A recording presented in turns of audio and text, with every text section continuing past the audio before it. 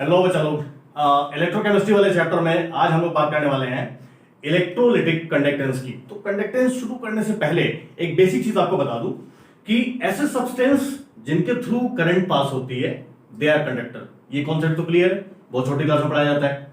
अभी जो current pass हो रही है किसी सब्सटेंस के थ्रू, ये बेसिकली दो रीजन से हो सकती है, इधर बिकॉज ऑफ फ्री इलेक्ट्रॉन्स और because of free ions.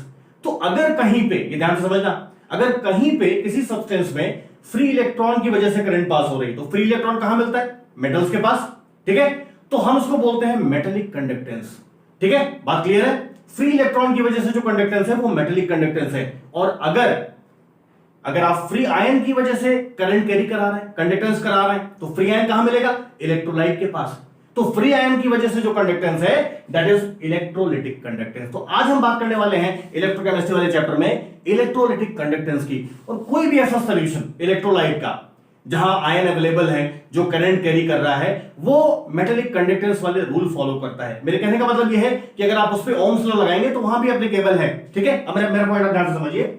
In case of any electrolytic conductance जहां पे आयन की वजह से करंट कैरी हो रही है, अगर आप इस पे ओम्स लॉ अप्लाई करें तो ओम्स लॉ क्या होती है? V equal to I R. It's very common statement, ठीक है। ये बहुत छोटी क्लास में आपको पढ़ाया जाता है, 9th में ये स्टेटमेंट पाया जाता है कि current flowing through a conductor is directly proportional to the potential difference across it, ठीक है। और यहां पे ये जो R है, ये आपका क्वेश्चन नंबर 1 है ओम्स लॉ के अकॉर्डिंग। यहां पे जो R है ये क्या होता है? रेजिस्टेंस होता है, राइट। क्या होता है? रेजिस्टेंस होता है। और इसकी यूनिट हम लोग लेते हैं, ये बड़ा इंपॉर्टेंट चीज है। इसका जो यूनिट है ये होता है ओम, OHM, ठीक है। It's very simple. अब आप देखो जरा, इलेक्ट्रोलिटिक कंडक्टेंस में जो रेजिस्टेंस है, इलेक्ट्रोलिटिक जो सॉल्यूशन आपने ले रखा है उसके अंदर जो रेजिस्टेंस होता है ये लेंथ के डायरेक्टली प्रोपोर्शनल है, ध्यान रखना, ठीक है। और ये जो रेजिस्टेंस है ये एरिया ऑफ क्रॉस सेक्शन के इनवर्सली प्रोपोर्शनल है। और इन दोनों पॉइंट को अगर हम मिला दें, जो रेजिस्टेंस है वो लेंथ के डायरेक्टली प्रोपोर्शनल है और एरिया ऑफ क्रॉस सेक्शन के इनवर्सली प्रोपोर्शनल है। इन दोनों को अगर हम कंबाइन कर दें तो हमारे पास आ जाएगा R is directly proportional to L upon A, ठीक है, पक्का।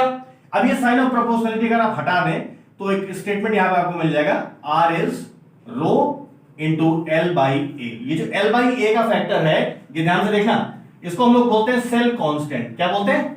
Cell constant. ये जो फैक्टर है ये सेल कांस्टेंट होता है। और ये जो रो है इसको हम लोग बोलते हैं रेजिस्टिविटी या स्पेसिफिक रेजिस्टेंस, ठीक है। इसको आप कह सकते हैं रेजिस्टिविटी या स्पेसिफिक रेजिस्टेंस। और आर क्या था? Resistance. We have already discussed, ठीक है। तो एक कॉन्सेप्ट हमने यहां पे डिस्कस कर लिया ओम्स लॉ के रिस्पेक्ट में। दूसरा आपने यहां पे सीख लिया, ठीक है, जहां पे हमने रेजिस्टिविटी या स्पेसिफिक रेजिस्टेंस कैलकुलेट कर लिया। अब अगर हम यहां से रेजिस्टिविटी फाइंड आउट करें कि भाई रेजिस्टिविटी क्या चीज होगी, तो रेजिस्टिविटी हम यहां पे मेंशन कर सकते हैं R into A by L, ठीक है। और इससे क्या होगा? R मतलब रेजिस्टेंस होता है, पढ़ चुके हो। इसका यूनिट क्या था? ओम। तो रेजिस्टिविटी का यूनिट आप बना सकते हैं ओम, और A मतलब एरिया ऑफ क्रॉस सेक्शन है, तो ये सेंटीमीटर स्क्वायर बाई सेंटीमीटर, तो ये हो जाएगा ओम सेंटीमीटर। तो ये इसकी यूनिट आपको मिल जाएगी, यूनिट ऑफ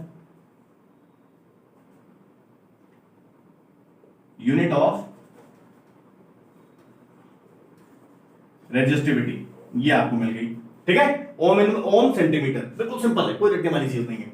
तो यहां पे रेजिस्टेंस हो गया, ये आपकी रेजिस्टिविटी हो गई। और अगर ध्यान से देखें, अगर आप रेजिस्टेंस का रेसिप्रोकल कर दें तो reciprocal of resistance is basically conductance, उसको हम C से रिप्रेजेंट कर लेते हैं। तो अगर आप यहां पे देखें कंडक्टेंस को आप रिप्रेजेंट कर रहे हो तो conductance is 1 by R, reciprocal of resistance is conductance. और अगर रेजिस्टेंस की यूनिट ओम है तो फिर कंडक्टेंस की यूनिट क्या बन जाएगी भाई? Unit of conductance is ohm inverse. क्या बन जाएगी? Ohm inverse. ये पॉइंट याद कर लेना, ये बहुत इंटरेस्टिंग चीज है। तो जैसे रेजिस्टेंस का रेसिप्रोकल कंडक्टेंस हो गया, तो रेजिस्टिविटी का रेसिप्रोकल क्या हो जाएगा? कंडक्टिविटी। सिंपल, ये यहां पे कोई रटने वाली चीज नहीं, बिल्कुल लॉजिकल बात है। कंडक्टिविटी या स्पेसिफिक कंडक्टेंस हम इसको बोलते हैं। ये सारे इक्वेशन क्लियर है ना? पक्का। अब इसके आगे देखना, अगर हम कंडक्टिविटी निकालना चाहें तो आप इसको रेजिस्टिविटी का रेसिप्रोकल करके भी निकाल सकते हो, या फिर आप इसको ऐसे भी कह सकते हैं कंडक्टिविटी या स्पेसिफिक कंडक्टेंस, ठीक है। स्पेसिफिक कंडक्टेंस कंडक्टेंस और कंडक्टिविटी, जो भी आप चाहो उसको लिख लो, कोई इशू नहीं है, कंडक्टिविटी, और इसको कप्पा से रिप्रेजेंट करते हैं, स्मॉल के जैसा बनाते हैं, this is pronounced as kappa, ठीक है।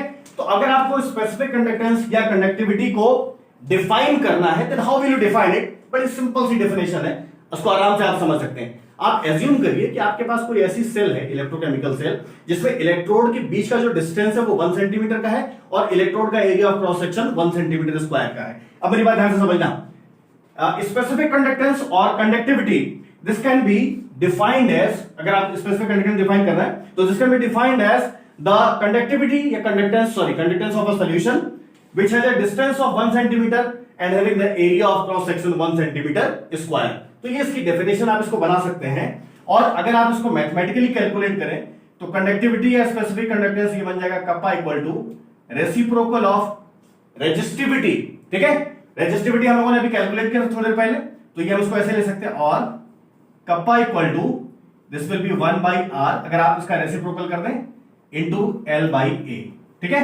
अब ये इक्वेशन आपकी बन के आ जाती है, जिसको हम लोग न्यूमेरिकल के लिए भी यूज कर लेते हैं यहां पे। अब ये जो इक्वेशन बनी, इसको हम कैसे लिख सकते हैं? कप्पा क्या था?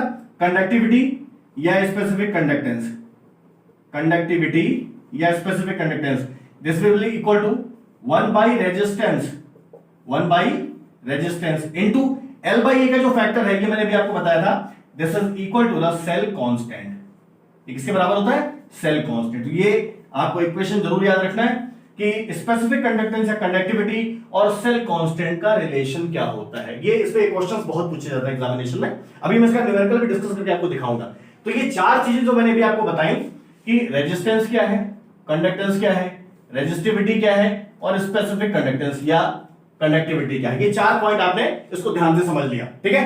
अब इन द सेम कंटिन्यूएशन, क्योंकि हम लोग इलेक्ट्रोलाइटिक कंडक्टेंस की बात कर रहे हैं, एक ऐसा सॉल्यूशन हमारे पास है जहां पे आयन अवेलेबल है, तो हम यहां पे दो नए फैक्टर भी डिस्कस करते हैं, molar conductance and equivalent conductance. इसको ध्यान से देखना, molar conductance and equivalent conductance.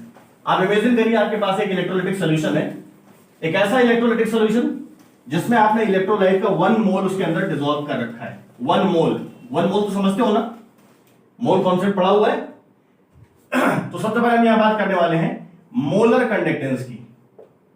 Molar conductance बिल्कुल सिंपल सी चीज है, कंडक्टेंस, ठीक है। मोलर कंडक्टेंस को आप कैसे डिफाइन करेंगे? Conducting power of all the ions which are produced by 1 mole of electrolyte when it is dissolved in the solution. आप 1 मोल इलेक्ट्रोलाइट के पानी में डाल दो, जितने भी आयन बनेंगे उनकी कंडक्टिंग पावर क्या होगी? Molar conductance. और मोलर कंडक्टेंस को आप स्पेसिफिक कंडक्टेंस के साथ कोरिलेट कर सकते हैं with the help of relation molar conductance equal to kappa specific conductance into 1000 upon molarity. अब मोलैरिटी तो पढ़ाई है बच्चे, इसमें कोई दिक्कत वाली बात है नहीं। ये मान लो तुम्हारा इक्वेशन नंबर 1 मैंने बना दिया, ठीक है। This is about the molar conductance, कोई दिक्कत नहीं है। सेकंड आप देख लो इसमें equivalent conductance, equivalent conductance, equivalent conductance, conductance, ठीक है। इक्विवेलेंट कंडक्टेंस क्या चीज है? सेम लॉजिक है, conducting power of all the ions produced by dissolving 1 gram equivalent of electrolyte into the solution. आप इलेक्ट्रोलाइट का 1 ग्राम इक्विवेलेंट पानी के अंदर डाल दो, सॉल्यूशन बना लो, जितने भी आयन बनेंगे उनकी कंडक्टिंग पावर को बोलते हैं इक्विवेलेंट कंडक्टेंस। और अगर आपने 1 ग्राम इक्विवेलेंट जगह 1 मोल डाल दिया तो मोलर कंडक्टेंस, कोई दिक्कत नहीं है। अब इक्विवेलेंट कंडक्टेंस का अगर हम स्पेसिफिक कंडक्टेंस से रिलेशन निकालें तो this is represented as lambda eq, इसको पढ़ते हैं equivalent conductance, this is equal to the kappa into 1000 upon normality, normality, ठीक है, कोई रटने वाली चीज नहीं है। ये बन गया आपका इक्वेशन नंबर 2, पक्का, कोई दिक्कत नहीं है। अब आप मोलर कंडक्टेंस और इक्विवेलेंट कंडक्टेंस के बीच में एक रिलेशन यहां पे एस्टेब्लिश कर सकते हैं, and this can be written as molar conductance upon equivalent conductance equal to normality by molarity. जैसे आप चाहें इसको यूज कर लें, इक्वेशन नंबर 3। और इसमें न्यूमेरिकल बहुत पूछे जाते हैं, अब इसके क्वेश्चन हम आपको डिस्कस करके दिखाएंगे कि इसमें न्यूमेरिकल किस तरीके के आते हैं, ये आपको यहां पे बहुत ध्यान से समझना है, ठीक है। बहुत आसान चीज है, इसमें कोई मुश्किल वाली बात नहीं है, आराम से आप इसका रिलेशन डिराइव कर सकते हैं, डेवलप कर सकते हैं, और इसमें बेस्ड क्वेश्चंस भी आप आसानी से सॉल्व कर सकते हैं। तो यहां पे हम लोगों ने बात करी है जो इलेक्ट्रोलाइटिक कंडक्टेंस से रिलेटेड थी। हम लोगों ने एक इलेक्ट्रोलाइट का सॉल्यूशन लिया, कोई भी इलेक्ट्रोलाइट आप ले सकते हो, ठीक है। अब उसमें कंडक्टेंस की हम बात कर रहे हैं, तो जो सोल्यूशन हमारे पास है उसमें रेजिस्टेंस कैसे है, उसकी कंडक्टेंस कैसे निकालोगे, उसकी रेजिस्टिविटी क्या होगी, उसकी specific resistivity sorry specific conductance या कंडक्टिविटी क्या होगी, और उसके साथ ही साथ उसके सॉल्यूशन के अंदर मोलर कंडक्टेंस कैसे होगी या इक्विवेलेंट कंडक्टेंस कैसे निकालेंगे। ये सारे पॉइंट मैंने आपको डिस्कस करके यहाँ पे बताए हैं, और सारे रिलेशन भी बड़े इंपॉर्टेंट है, इस पे न्यूमेरिकल बहुत पूछे जाते हैं, बड़े इंपॉर्टेंट है। और इसी के अंदर एक लास्ट पॉइंट मैं आपको बता दूं, फैक्टर्स अफेक्टिंग इलेक्ट्रोलिटिक कंडक्टेंस, ये बहुत पूछा जाता है। कौन कौन से फैक्टर हैं जिसपे ये इलेक्ट्रोलिटिक कंडक्टेंस डिपेंड करता है, ठीक है। अब ये फैक्टर्स आप जरा देख लो, ये बड़ा इंटरेस्टिंग है, बड़ा इंपॉर्टेंट भी है, बड़ी आसानी से आप इसको समझ सकते हैं। फैक्टर्स अफेक्टिंग इलेक्ट्रोलिटिक कंडक्टेंस, किन किन फैक्टर्स पे इलेक्ट्रोलिटिक कंडक्टेंस डिपेंड करता है, ठीक है। तो सबसे पहले यहां पे हम बात करने वाले हैं नेचर ऑफ इलेक्ट्रोलाइट की। सबसे पहले नेचर ऑफ इलेक्ट्रोलाइट। अब इसमें कुछ भी नहीं रखना बच्चे, अगर स्ट्रॉन्ग इलेक्ट्रोलाइट है, ठीक है, तो इलेक्ट्रिकल कंडक्टेंस ज्यादा होगा। स्ट्रॉन्ग इलेक्ट्रोलाइट है, ज्यादा आयनाइज होगा, ज्यादा आयन बनेंगे, कंडक्टेंस ज्यादा होगी। वीक इलेक्ट्रोलाइट है, कम डिसोसिएट होगा, कंडक्टेंस कम होगी, सीधी सी बात है। तो नेचर ऑफ इलेक्ट्रोलाइट में स्ट्रॉन्ग इलेक्ट्रोलाइट है तो इलेक्ट्रोलिटिक कंडक्टेंस ज्यादा, वीक इलेक्ट्रोलाइट है तो इलेक्ट्रोलिटिक कंडक्टेंस कम। Reason, strong electrolyte completely ionize होता है, ज्यादा आयन बनेंगे, ज्यादा कंडक्टिविटी। वीक इलेक्ट्रोलाइट कम डिसोसिएट होता है, कम आयन बनेंगे, तो कंडक्टिविटी कम हो जाएगी, that's it, simple. Second point आप इसके अंदर देख लो, सेकंड पॉइंट जो बड़ा इंटरेस्टिंग है, solvation of ion. Solvation of ion, कहानी ध्यान से सुनना बच्चे, ठीक है, छपा तो सब किताब के अंदर भी। सॉल्वेशन ऑफ आयन को आप ऐसा कह सकते हैं कि जो इलेक्ट्रोलाइट है, जैसे मान लो आपने कोई इलेक्ट्रोलाइट पानी के अंदर डाल दिया, कोई भी इलेक्ट्रोलाइट, अब इलेक्ट्रोलाइट आयन बनाएगा, उस आयन का वाटर के साथ जो इंटरेक्शन हो रहा है, यानी सॉल्यूट सॉल्वेंट जो इंटरेक्शन हो रहा है, that is the solvation of ion. अब ये ध्यान रखना, जितना ज्यादा सॉल्वेशन ऑफ आयन होगा इलेक्ट्रोलिटिक कंडक्टेंस उतनी कम होगी, रेसिप्रोकल हो जाएगा, इलेक्ट्रोलिटिक कंडक्टेंस उतनी कम हो जाएगी। रट्टा नहीं मारना है, लॉजिकल बात बता रहा हूं। तो greater the interaction of solute solvent या greater the solvation of ion, lower is the electrolytic conductance, that's it, simple सी बात है। तीसरे फैक्टर पे आ जाओ, बिल्कुल सिंपल और आसान तरीके से जो मैं आपको एक्सप्लेन कर सकता हूं वो मैं बता रहा हूं कि अगर हम विस्कोसिटी से रिलेशन निकालें, ठीक है, तो viscosity is also reciprocal to electrolytic conductance. जितनी ज्यादा विस्कोसिटी होगी, विस्कोसिटी क्यों होती है, फ्रिक्शन की वजह से, जो दो लेयर है उसकी फ्रिक्शन की वजह से, तो जितनी ज्यादा विस्कोसिटी होगी इलेक्ट्रोलिटिक कंडक्टेंस उतनी कम होगी। बिल्कुल रटा नहीं है, सिंपल सी चीज यहां पे बता रहा हूं, इससे आसान कंपैरिजन आप नहीं ढूंढ सकते हो, ठीक है। नेक्स्ट फैक्टर आप देख लो, नेक्स्ट कौन सा फैक्टर है जिसपे डिपेंड करता है, नेचर ऑफ सॉल्वेंट। अगर हम नेचर ऑफ सॉल्वेंट की यहां पे बात करें, आप देख लो नेचर ऑफ सॉल्वेंट, कभी कभी तो लिखता है गंदा लिखने वर्ड रिकॉर्ड मुझे मिल जाएगा। Nature of solvent, sorry, solvent के अंदर क्या है, देखो आपको पता है कि दो तरीके का सॉल्वेंट होता है, पोलर एंड नॉन पोलर।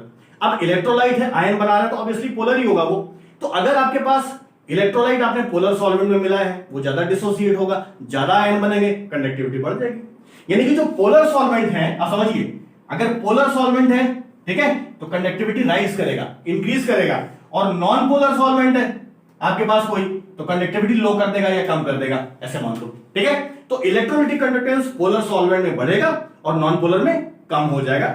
ये बात हो गई नेचर ऑफ सॉल्वेंट की। और एक पॉइंट आपको यहां पे मैं और बता देता हूं, ठीक है, कॉन्सेंट्रेशन की अगर हम बात करें तो जितना ज्यादा कॉन्सेंट्रेशन रखोगे ना, इलेक्ट्रोलिटिक कंडक्टेंस उतनी कम हो जाएगी, इलेक्ट्रोलिटिक कंडक्टेंस उतनी कम हो जाएगी। तो greater the concentration lower is the electrolytic conductance. ये कंपैरिजन के लिए याद रखना, इस पे छोटे छोटे क्वेश्चन, ऑब्जेक्टिव क्वेश्चन बहुत आते हैं प्रतियोगी परीक्षाओं में, कॉम्पिटिटिव एग्जाम्स में, ठीक है ना।